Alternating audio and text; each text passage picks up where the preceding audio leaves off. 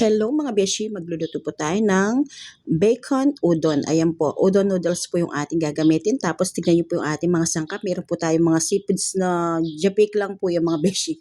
Mga pig lang po yun yung nakita nyo. Tapos po ayan po, meron tayong carrots, repolyo. Nasa inyo po kung anong gusto nyo gagamitin sangkap. Kanya-kanya kasangkap po yan mga beshi. And then nakita nyo po, nagisa po tayo ng bawang at sibuyas. Gumamit po tayo ng buong butter. Naglagay po tayo ng white sugar. Naglagay po tayo ng ating pampalasa. Naglagay po tayo ng ating peanut butter. Alam niyo na po kung brand yan, hindi ko na sasabihin mga beshi. Ayan po, mas masarap po kasi yung branded talaga. Purong-purong peanut butter po siya. Tapos nilagay na po natin yung ating isang pack ng bacon. Ayan. Bacon po gagamitin natin, version po niya ng akin. Kanya-kanya po yan. Version Kapampangan po ako. Tapos naglagay po tayong pampalasang sarili kong version. Tapos naglagay po tayo ng mushroom mga beshi.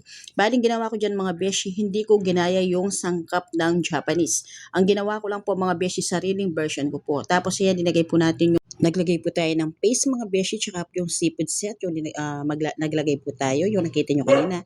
Tapos po para matingkad yung kulay ng ating bacon udon, naglagay po tayo ng paprika. Nasa inyo po mga beshi kung gusto nyo lagyan o hindi. Sa akin lang po para pampatingkad lalo ng kulay. Tapos sa kabilang kalan mga beshi, pinapakulo po natin yung ating udon noodles. Ayan po yung ating udon noodles mga beshi.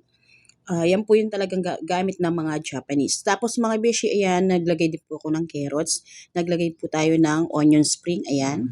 Tapos po, naglagay na po tayo ng pampalapot, ayan. Tapos mga beshi, yan, nung luto na po siya, ayan, nagsample po tayo sa ating mangkok.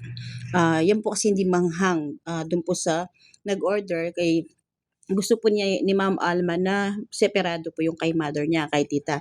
Dahil nga po, bawal yung manghang sa kanya. Tapos ayan, naglagay pa po tayo ulit ng paste, yung medyo mahanghang, pang samji. At naglagay din po tayo ng chili paste ni Kit Andre Manalang. Ayan, masarap yung chili paste niya kung gusto niyo umorder.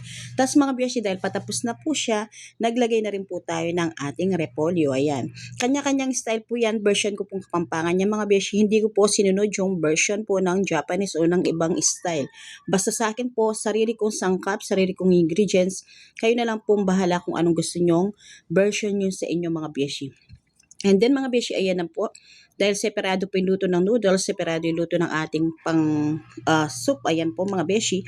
Ayan na po yung kalalabasan ng ating masarap na bacon udon noodles. Ayan mga beshi ko. Sariling version ko po yan. Wala po sanang basher. Sariling version ko lang po yan. Inuulit ko po mga beshi. Sa akin po, sariling version.